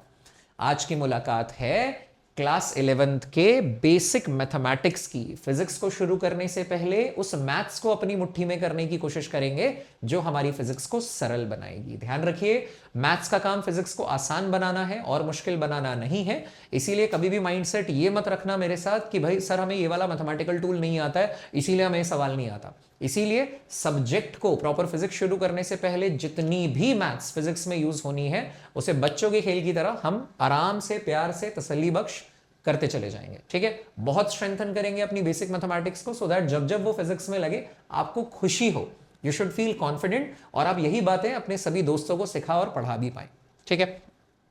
लेक्चर 1 में हमने डिफरेंशिएशन से शुरुआत की है। पहले डिफरेंशिएशन देखेंगे, उसकी फिजिक्स में इंप्लीमेंटेशन देखेंगे, फिर इंटीग्रेशन देखेंगे, उसकी इंप्लीमेंटेशन देखेंगे, और हमारा कोर्स कैसे आगे चलने वाला है इसकी पूरी डिटेल जो है वो आपको एक लिंक में इसी वीडियो के डिस्क्रिप्शन में मिल जाएगी यार। और इसे शेयर करना मत भूलना, क्योंकि जैसे आप यहां पर सीख पा रहे हैं वैसे इस देश में बहुत सारे बच्चों को जरूरत है सीखने की, तो उन तक ये बात जरूर पहुंचनी चाहिए, ठीक है। फिर हमने लेक्चर में क्या सीखा, मैंने आपसे ये बात कही कि यार डिफरेंशिएशन करना, इंटीग्रेशन करना तुम्हारे लिए बहुत आसान होगा, बच्चों का खेल ही है, लेकिन डिफरेंशिएशन कब करना चाहिए, क्यों करना चाहिए, इस बात पे स्टार्टिंग के दिनों में ज्यादा एम्फेसाइज कीजिए, फिजिक्स आसान लगी रहेगी, ठीक है। तो हमने देखा कि डिफरेंशिएशन का अर्थ क्या होता है, फिर हमने बात की कि सक्सेसिव डिफरेंशिएशन दिखता कैसा है, उसका नोटेशन क्या है, और कैसे हमें काइनेमेटिक्स में या फिजिक्स के डिफरेंट चैप्टर्स में कब कब डिफरेंशिएशन और इंटीग्रेशन लगाना पड़ सकता है, और दोनों ही अपोजिट प्रोसेसेस होते हैं। फिर हमने बात की कि बेसिक रूल्स ऑफ डिफरेंशिएशन 4 हैं, एडिशन सब्ट्रैक्शन के लिए, मल्टीप्लिकेशन के लिए, डिवीजन के लिए, और चेन रूल। चेन रूल में बच्चों को सबसे ज्यादा कंफ्यूजन होती है, हम कल पढ़ेंगे।